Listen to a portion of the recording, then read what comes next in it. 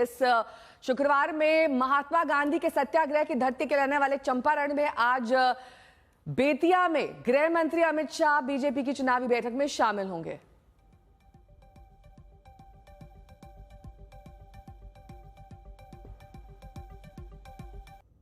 वहीं कांग्रेस की स्टार प्रचारक और सांसद प्रियंका गांधी वाड्रा चंपारण के मोतिहारी में अपनी पहली रैली करेंगी।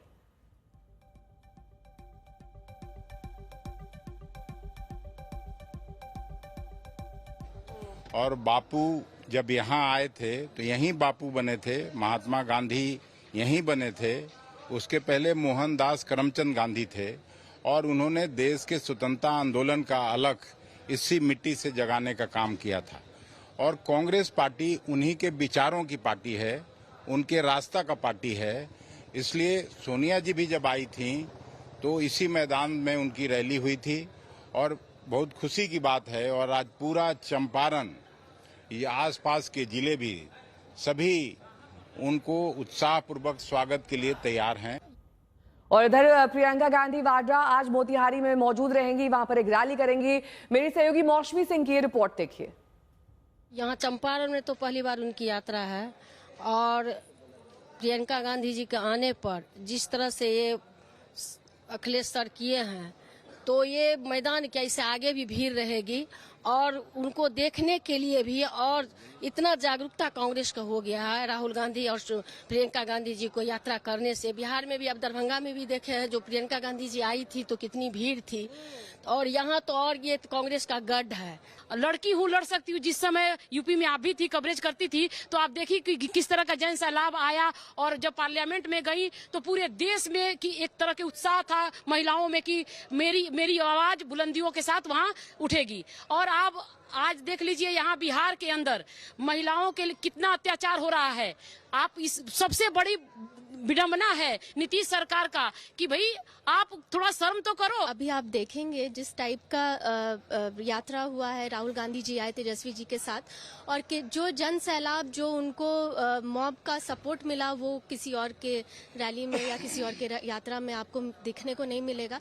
तो इस बार हम लोग को यकीन है और 100% हम लोग जानते हैं कि इस बार महागठबंधन की सरकार आएगी राहुल जी के नेतृत्व में। हम लोग मौसमी सिंह मेरी सहयोगी जुड़ गई हैं तमाम जानकारी के साथ। मौसमी, एक तरफ बीजेपी और एनडीए कहती है कि हम सिर्फ चुनाव के समय नहीं तैयारी करते, हम पूरे साल तैयारी करते हैं और उसे कार्यान्वित करते हैं। वहीं उधर कांग्रेस तभी एक्टिव होती है जब चुनाव आ रहा होता है और यही शायद प्रियंका गांधी की रैली और उनके दौरे में दिखाई दे रहा है। देखिए नेहा, बीजेपी का जो ये दूसरी कड़ी है कार्यकर्ता सम्मेलन की, 4-5 भागों में बांटा हुआ है बिहार को, और अमित शाह साहब आज बेतिया में कार्यकर्ता सम्मेलन कर रहे हैं। तो दिलचस्प है कि चंपारण जो कि हाल ही में पहले कांग्रेस के खेमे में जाता था, लेकिन बीजेपी ने तख्ता पलट किया और गढ़ माना जाता है ये पूरा मोतिहारी का इलाका। 6 विधानसभाओं में 5 एनडीए के खाते में है। तो चंपारण में अमित शाह पूरे चंपारण के कार्यकर्ताओं का सम्मेलन कर रहे हैं और वहीं पे उसी वक्त प्रियंका गांधी जो है मोतिहारी में रैली कर रही हैं, बेतिया से बहुत दूर नहीं। तो आप इससे मायने समझ लीजिए कि चंपारण बीजेपी के लिए कितना महत्वपूर्ण है और किस तरह से कांग्रेस यहाँ पे अपनी उम्मीद को जगाने की कोशिश कर रही है। लेकिन लगातार ये आरोप प्रियंका गांधी पे लगते आए हैं कि वो बरसाती मेढक है। बीजेपी अक्सर कहते हैं कि चुनावी मौसम में नजर आती हैं। देखना होगा कि आज प्रियंका गांधी वाड्रा, क्योंकि वो स्टार प्रचारक रही हैं कांग्रेस की, अक्सर अपने तीखे बयानों से और प्रधानमंत्री मोदी साहब पे हमलों से उन्होंने कई बारी जो है कांग्रेस के अटैक को बहुत आक्रामक किया है। तो आज प्रियंका गांधी जो अपना चुनावी बिगुल यहाँ से फूंक रही हैं, शुरुआत कर रही हैं, वोटर अधिकार यात्रा में वो एक दिन के लिए आई थी।